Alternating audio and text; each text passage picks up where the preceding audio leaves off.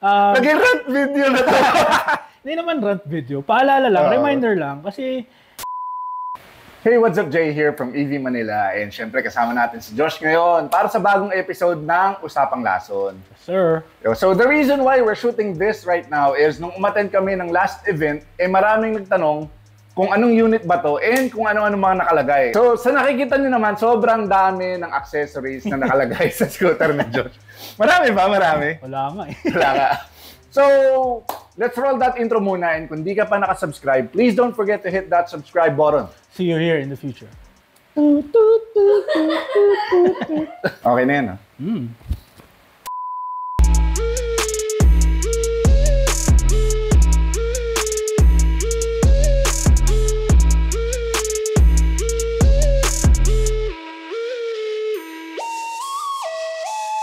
So, yun na nga mga ka-EV, we're back with another episode ng Usapang Lason. And this time, ang pag-uusapan natin is mismong scooter ni Josh. So, sa mga nakakakita sa amin, ito yung tinatawag na, anong unit to?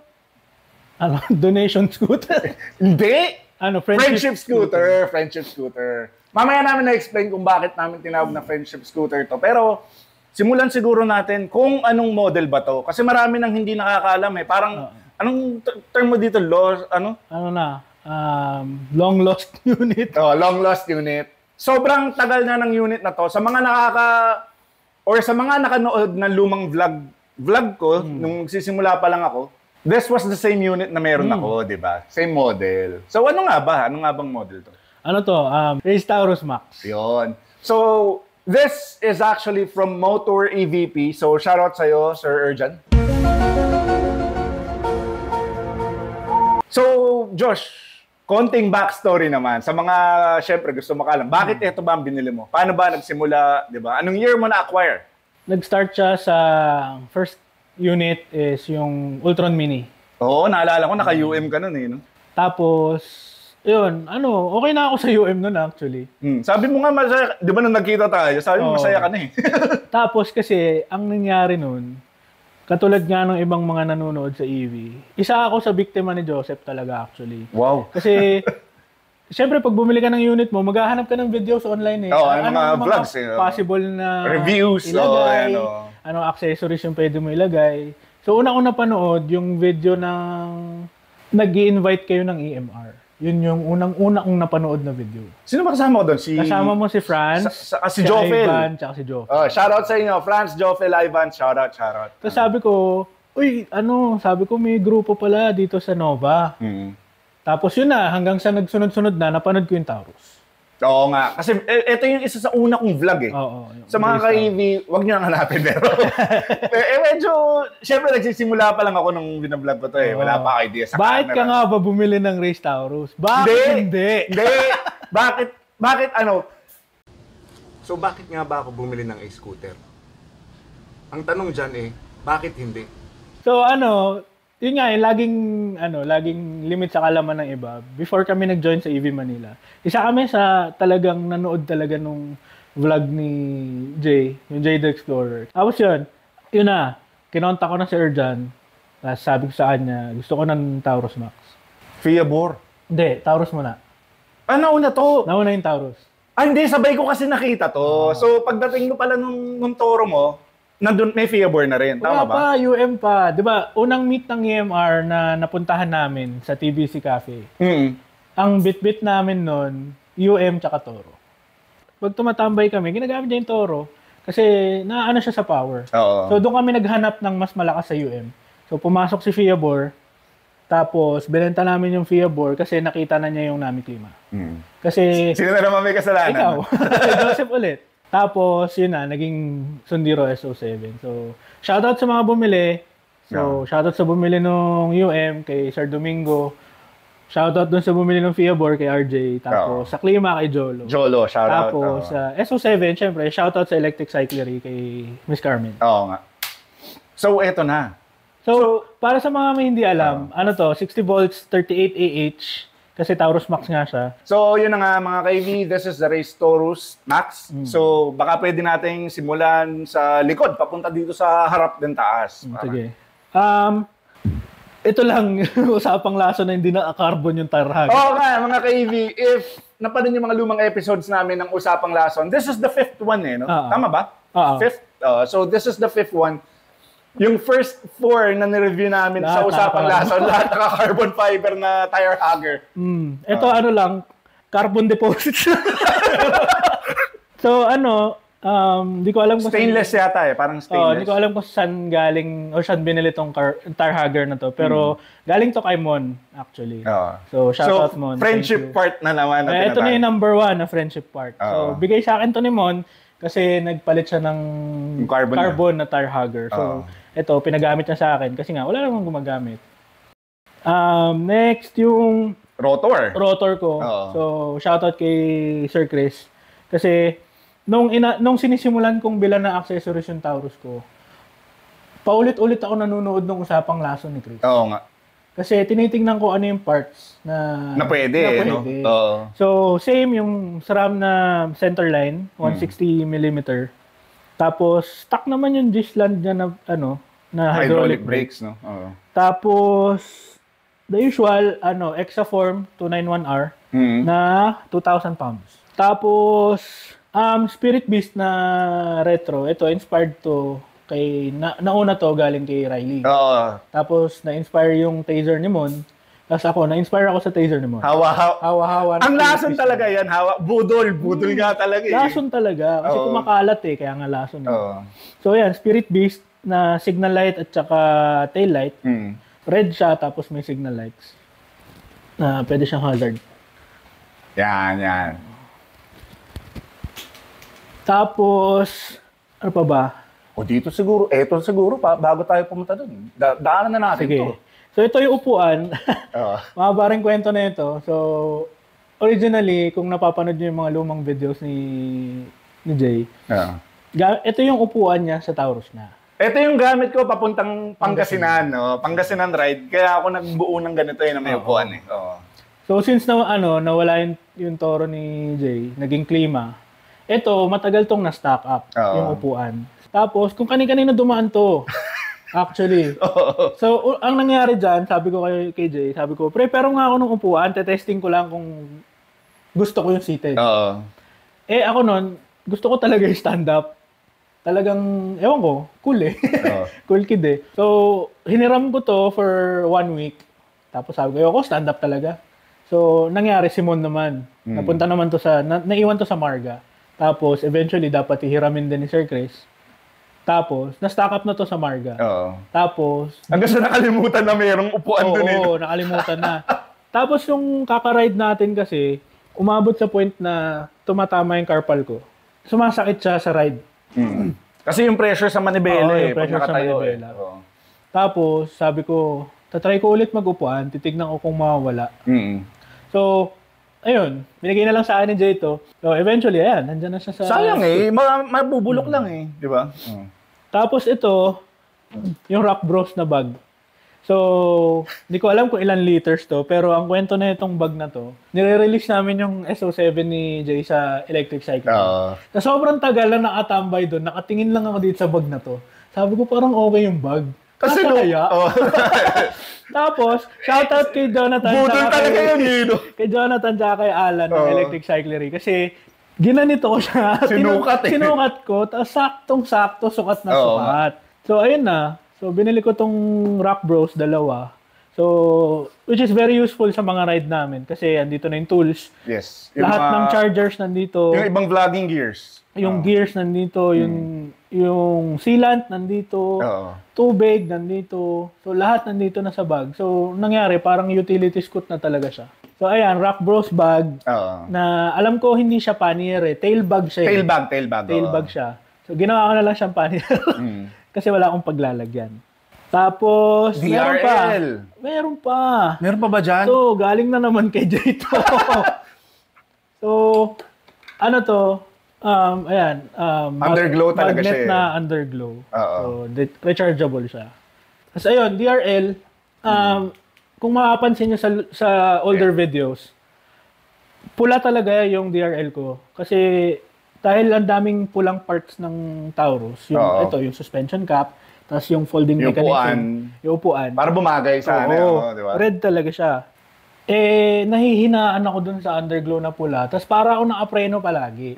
So, ako bilang nagda-drive ng sasakyan tsaka ng motor, under the impression ako na Hihinto yung sa harapan mo hihinto yun lagi. sa harap. Oo. So, coming from that perspective, sabi ko, kailangan kong palitan yung DRL.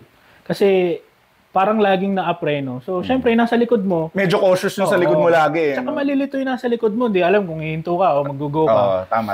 So, yun, doon ako nag-decide. Pinalitan namin ng pink. So, ayan, DRL siya. Pang sasakyan talaga siya. Kaya may function siya ng signal lights. Yun. So, bilang gaya-gaya, naka-pink na rin yung sundiro ko. Ayan. So, yung DRL na, nagsimula din yung laso na yan kay Mon. Kasi yung kanya, yung naka-ice blue. Oo nga. Pero yung Fido, na gamit ng wife niya, pink din yung underglow. So, doon nang galing yun. Doon na-inspire yan. Next is, I think this bag. Ito. So, ano siya? Battery pack. Shoutout ulit kayo dyan. Ano to? Battery pack na gawa ng motor EVP. So, syempre, total, doon naman yung galing yung scoot ko. Sa kanya na ako nag-inquire about dun sa battery pack. Kung di ako nagkakamali, si Maestro mismo nag-build din nito. No? Hindi. Si Doc Lance ang nag-build niya. Doc Lance. So. Shoutout. Tapos, ano to? 16 volts, 20 Ah. Which is, sa mga hindi nakakalam, sufficient enough na yon sa night ride, di ba? Sa harap, ganun din, SRAM, center line, 160mm. Tapos, ito, kung makikita nyo, ayan, meron akong isang pair ng piyaya horn. Walang sound check kasi. Bulabog tayo, mapaalis tayo dito. So, ayan. Tapos, medyo hindi siya kita, sa B-roll na lang yung papakita. Meron akong, Matrice Japex din, na steering damper. Actually, trademark ng EMR, lahat naka-Matrice Japex. May kwento rin to, yung steering damper na to. Steering damper ni Buddy to eh. Ito ba yung galing kay Buddy? Kay Buddy yan. Na napunta kay Chris, tapos binenta, nakuha ko siya. So, shoutout kay Buddy tsaka kay Chris. Tapos, si Sir Chris din nagkabit niyan. Actually, stent bracket ni Sir Chris to. Kasi yung nabili kong stent bracket, naputol. Tapos, ayan, may bracket din siya sa gitna. Ilalagay na lang namin sa description yung mga link ng mga nakakabit. In case na gusto nyo. Tri-LED na LED tsaka yung Lumina na LED. Meron ako actually new bowler. Tapos Spirit Beast din na sight ang tawag dyan, di ba? Spirit Beast sight na signal lights. Ayan. So signal lights din siya. And para lang visible kaya mataas. So yung Tri-LED at tsaka yung Lumina.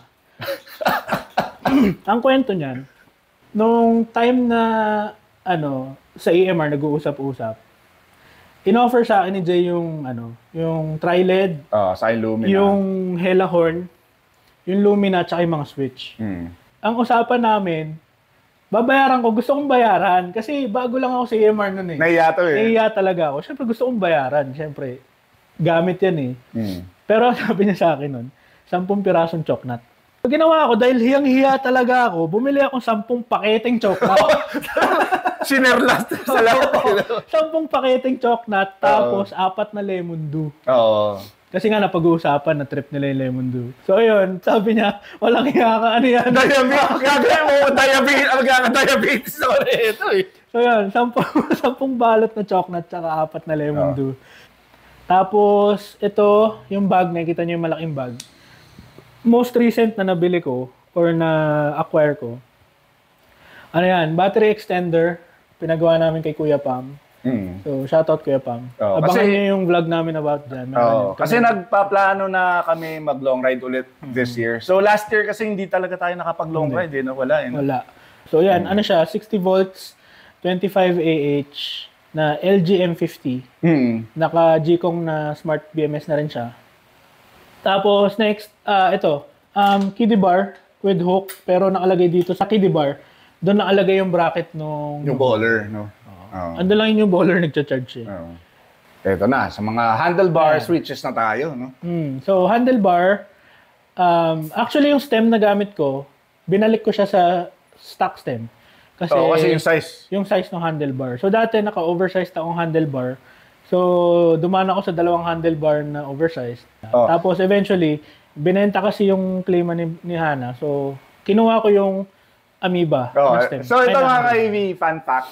The reason na nagpalit talaga si Josh Manibeles, pag nag-filter kami sa daan, lahat kami nakalusot na. Ako hindi. Si Josh hindi makalusot kasi hindi siya kasya doon sa dalawang sasakyan. Oo.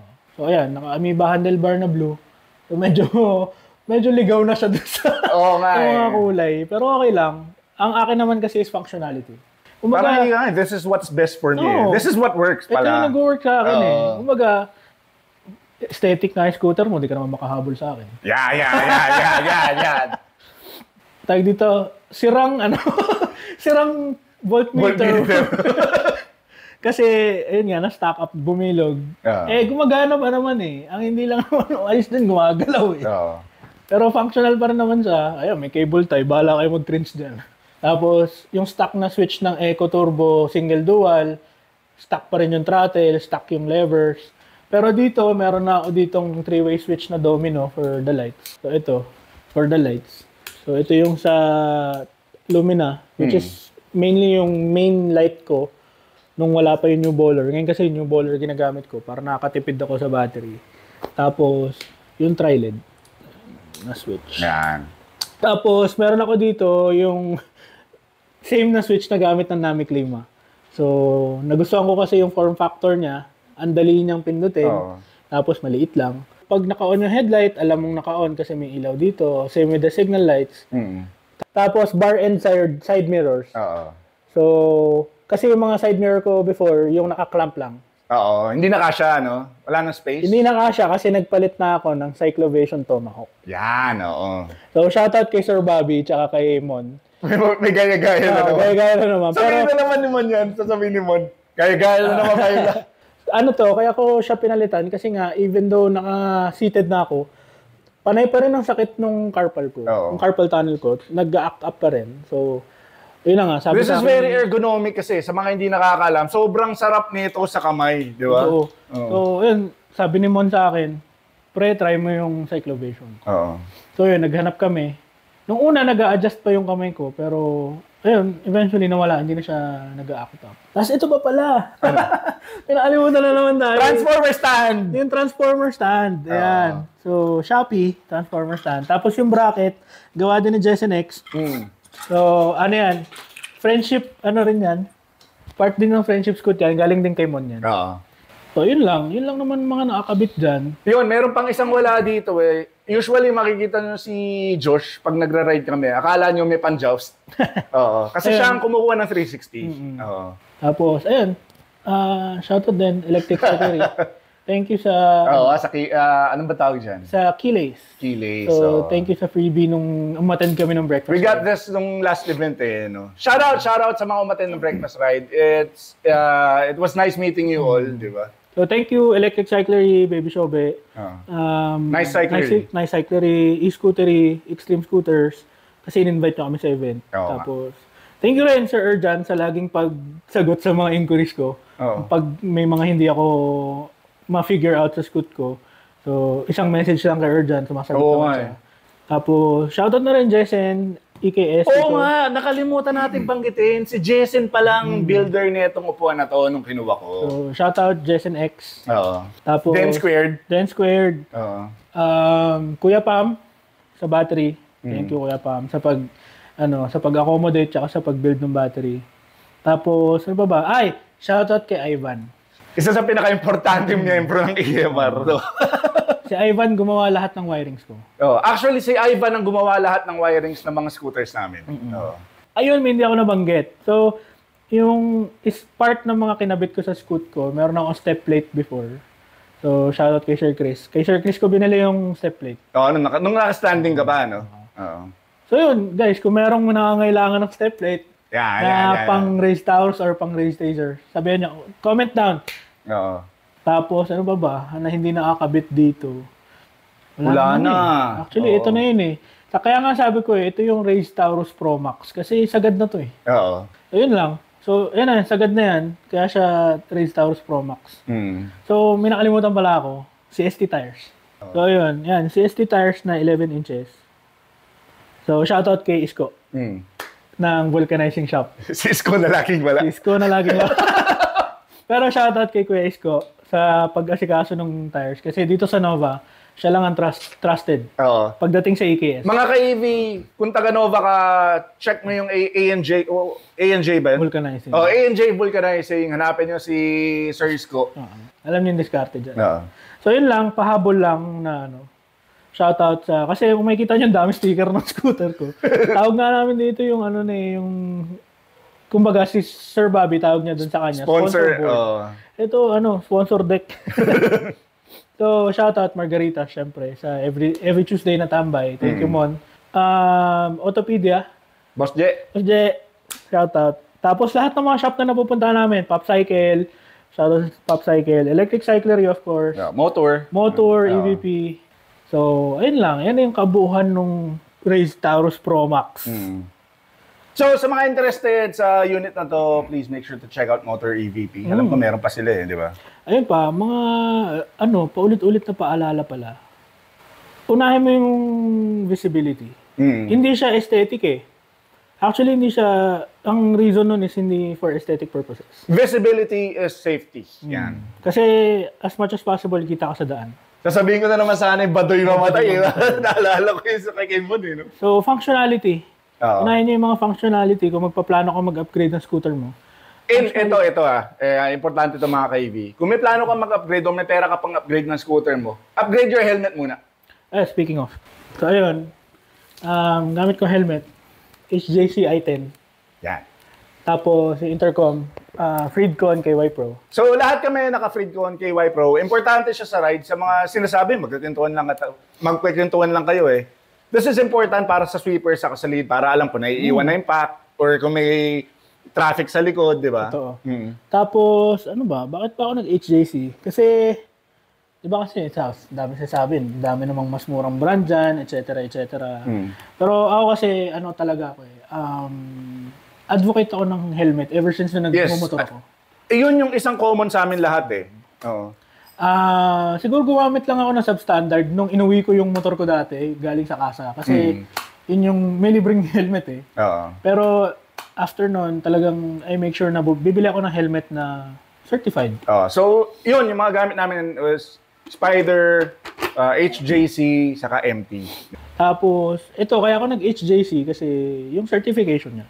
Yes. So, may DOT siya na certification, may SNEL. So, totoo yung mga ka-EV, totoo yung kasabihan na helmet saves lives. Kasi yung helmet, mapapalitan mo yan. Yung ulo mo, hindi mo mapapalitan yan.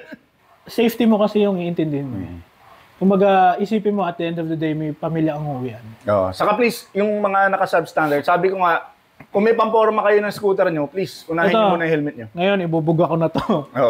Kung may pambili ka ng mahal na scooter, bumili ka ng helmet na maayos. Di ba? Ayan.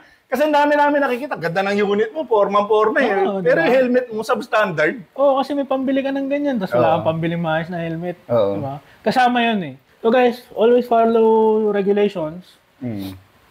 As much as possible, get a good helmet. Get a nice helmet.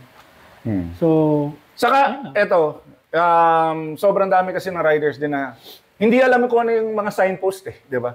At least familiarize yourself. Hindi mo kailangan mag-seminar. Nandiyan ang internet, di ba? Guys, simple lang yun.